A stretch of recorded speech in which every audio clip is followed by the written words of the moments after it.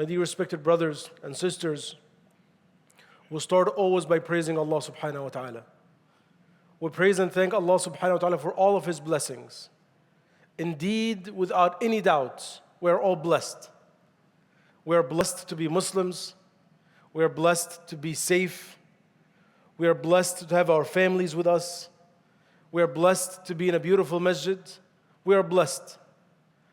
And because Friday is a time where the community gathers, it is mandatory upon each one of us to remember the global Muslim community, starting with our brothers and sisters in Gaza. May Allah subhanahu wa ta'ala help them and aid them.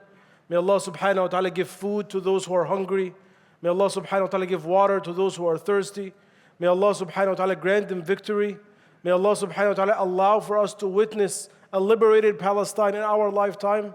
May Allah subhanahu wa ta'ala help our brothers and sisters in Sudan, in Kashmir, our brothers and sisters in Syria, in Lebanon. May Allah subhanahu wa ta'ala help the entire Muslim community and ummah, wherever they are.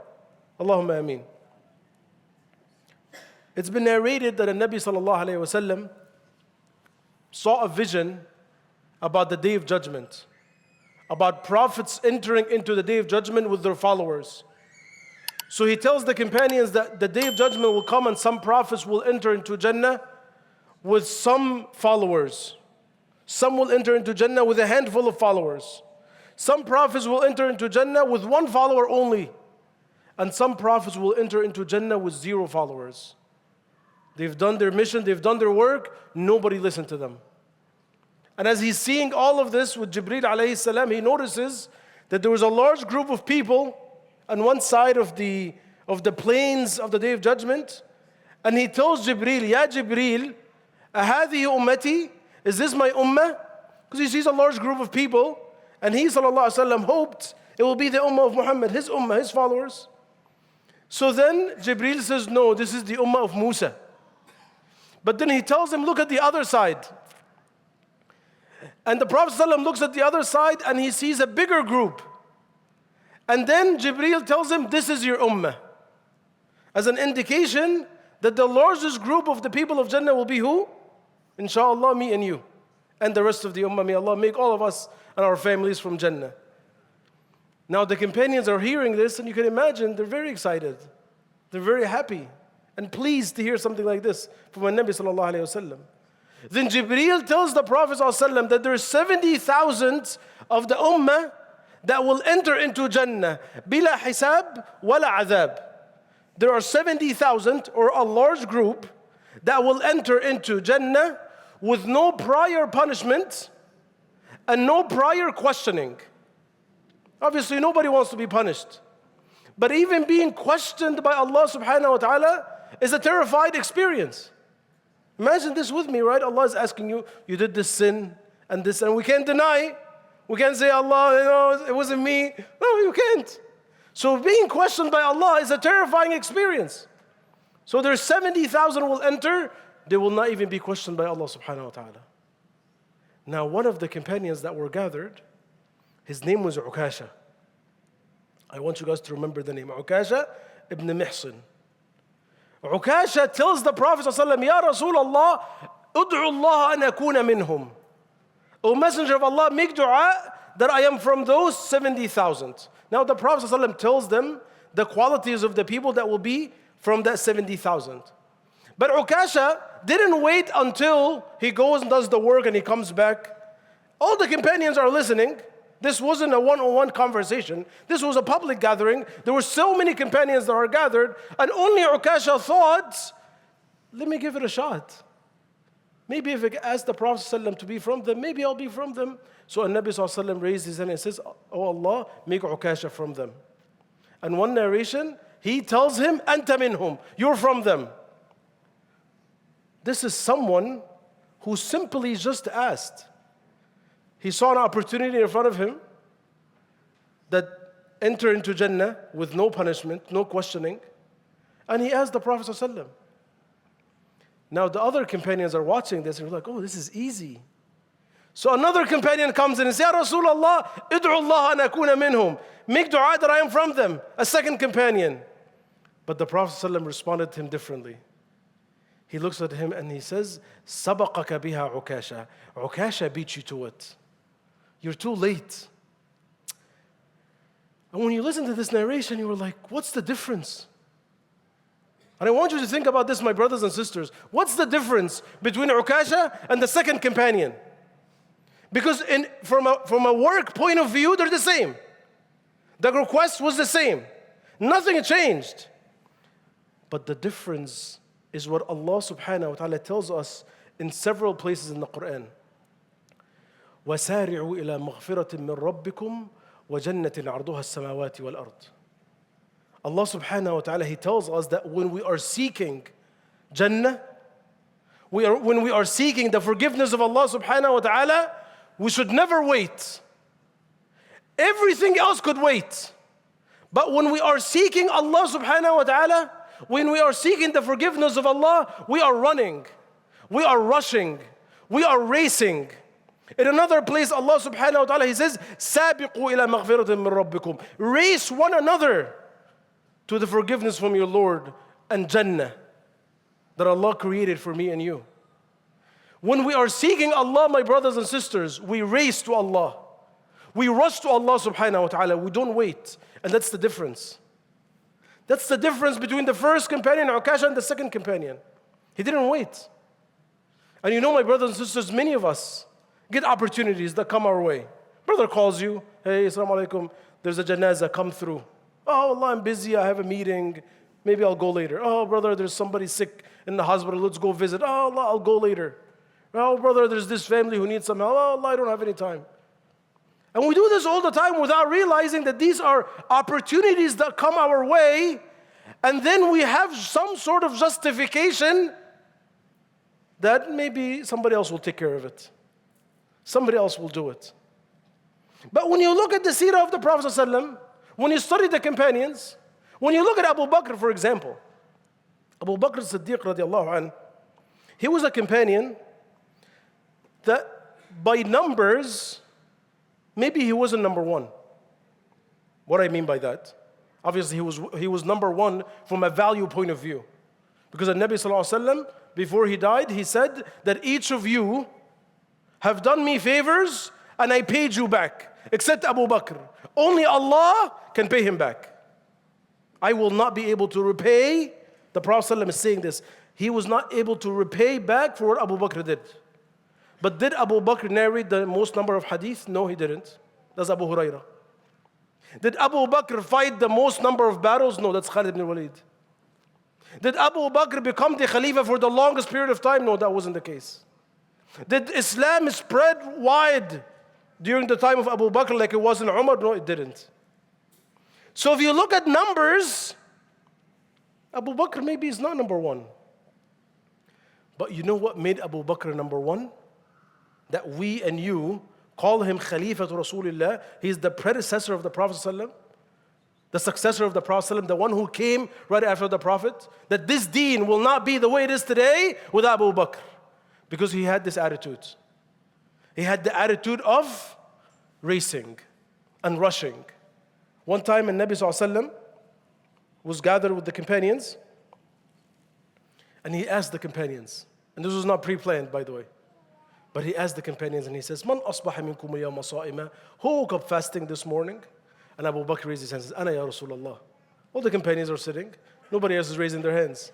And obviously, it's outside of Ramadan, right? Because the Prophet wouldn't ask, because everybody will be fasting, right? Okay. And then the Prophet ﷺ asked, he says, "Man tabi'a minkum al-yawma janaza?" Who followed a janazah today?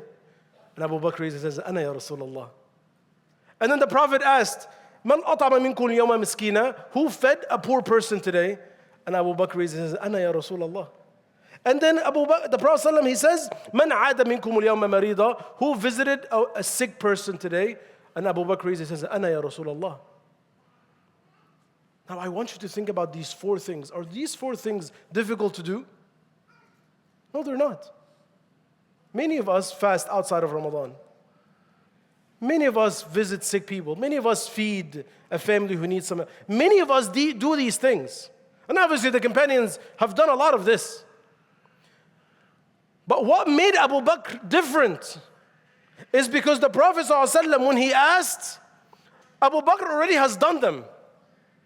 Abu Bakr radiallahu anhu was already ahead of the game. Abu Bakr was not waiting for someone to tell him, hey, go do this. He's going out there seeking the reward of Allah subhanahu wa ta'ala.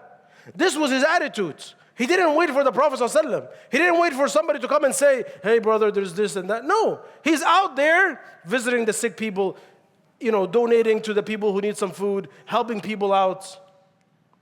When Abu Bakr was a Khalifa, who used to go to this old blind woman, make food for her, clean her house, and feed with his own hands, radiallahu anhu, as the Khalifa, the head of state. And Umar radiallahu anhu found out about it. So when Abu Bakr died, Umar would do the same thing. Now the lady doesn't know either of them. She doesn't know how they look like. And she didn't realize it was a different person. Until one day she looks at him, she was like, you're not the same person. It's like, wait, how do you know that? She's telling Umar ibn al-Khattab, you're not the same person that used to come before. So he says, how do you know? She said, because the other person, when he used to come, he used to take the seeds out of the dates before he would feed me. You don't take out the seeds from the dates. Abu Bakr radiallahu anhu was someone that was very, very special.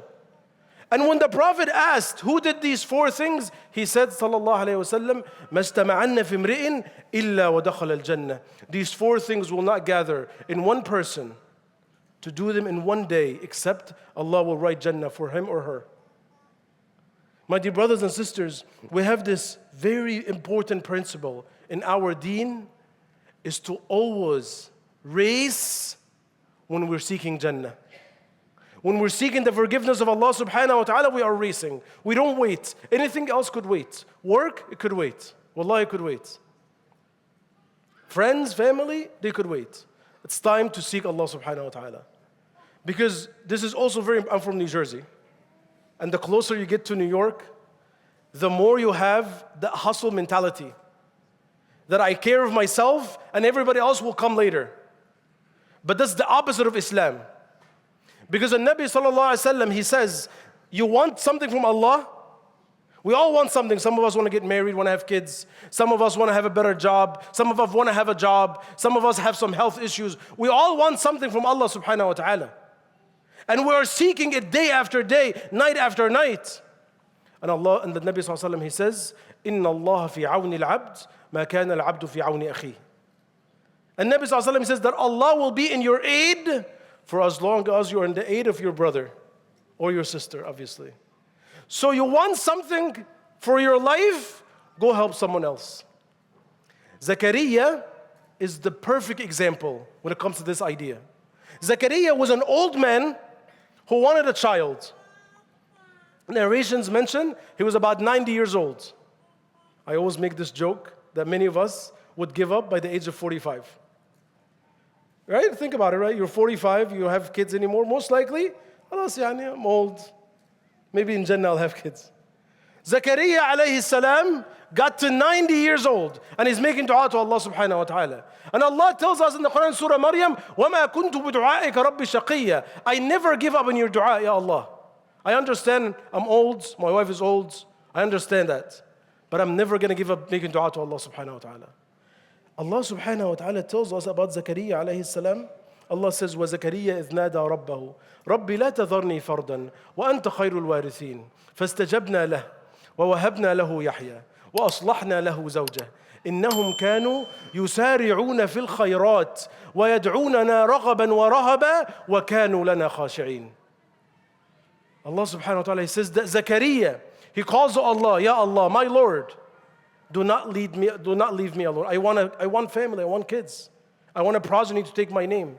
Allah says, we immediately responded to him, even though it took 90 years. But Allah's timeline is different from my time and your timeline. Allah says, I responded to you immediately.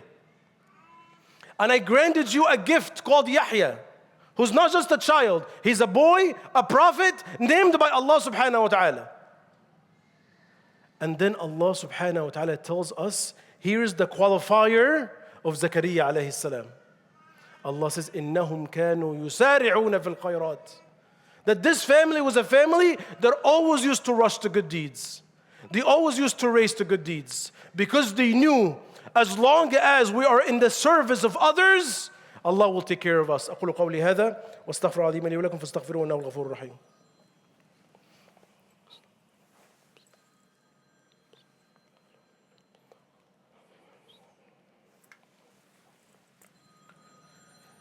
الحمد لله رب العالمين ولا عدوان إلا على الظالمين والعاقبة للمتقين. اللهم صل وسلم وزد وبارك وأنعم على حبيبنا ورسولنا محمد صلى الله عليه وسلم.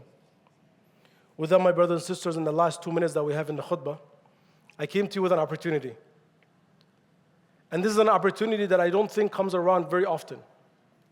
And you know, mashallah, when you have a big masjid, many organizations come and raise funds and whatnot. But I come to you today on behalf of an organization called Syrian Forum USA. Syrian Forum USA. We are an organization, alhamdulillah, that is zakah eligible. We are, tax ID'd, alhamdulillah. We've been operating since 2012. And we are been only working inside of Syria. Now, most people say, Syria, what's going on in Syria? I'll share a few things with you just to put things in perspective. Today, my brothers and sisters, 90% of the Syrian population lives under the poverty line.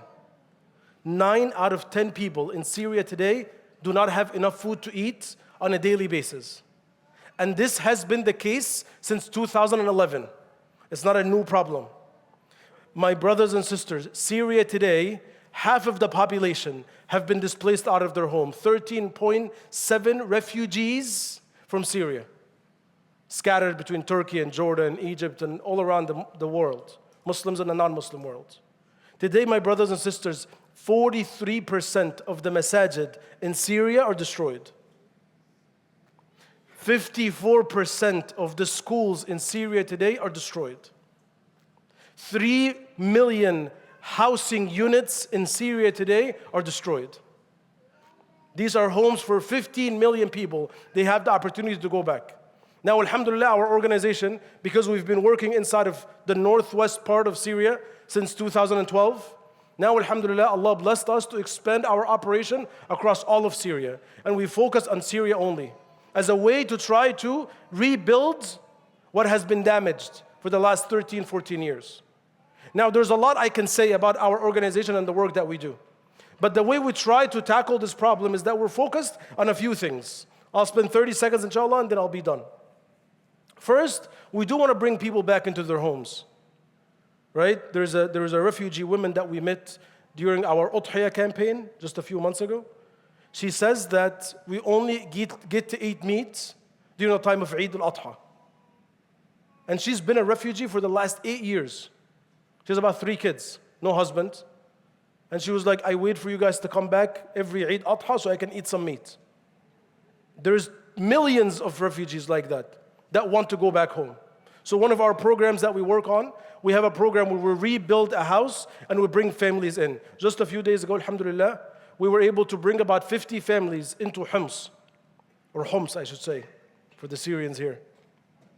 So to bring a family, it's about $5,000, which include rebuilding their homes that have been damaged, right? And then obviously bringing the family in, placing the children into school, and placing the father into some sort of a job. Now I understand that $5,000 might be a big price ticket for some of us here today. A smaller price ticket is that you can sponsor an orphan. There's 1.2 million orphans in Syria today. 1.2 million orphans. To sponsor an orphan is about $1,200 for the entire year, or $100 a month. And I hope, inshallah ta'ala, that some of you can donate anything in between. And obviously, all donations are acceptable. You guys will see us at the table, inshallah. There's a table for the brothers and the sisters. Stop by and donate whatever you can, inshallah ta'ala. We do have a credit card machine. We have a wide variety of ways you can donate, inshallah. My ask to you, inshallah ta'ala, is that don't leave before you donate something. Whether it's the $100 or $100,000, may Allah subhanahu wa ta'ala accept from you. May Allah subhanahu wa ta'ala bless all of you. Allahumma اغفر لنا ذنوبنا وإسرافنا في أمرنا ويسر اللهم على الحق أقدامنا وانصرنا على القوم الكافرين. اللهم تب علينا لنتوب وطهرنا من الخطايا والذنوب واستر يا رب لنا جميع العورات والعيوب. عباد الله رحمكم الله. يقول المولى عز وجل في كتابه الكريم بعد أن أقول أعوذ بالله من الشيطان الرجيم إن الله وملائكته يصلون على النبي يا أيها الذين آمنوا صلوا عليه وسلموا تسليما اللهم صل وسلم وزد وبارك وأنعم على حبيبنا ورسولنا محمد صلى الله عليه وسلم وأقم الصلاة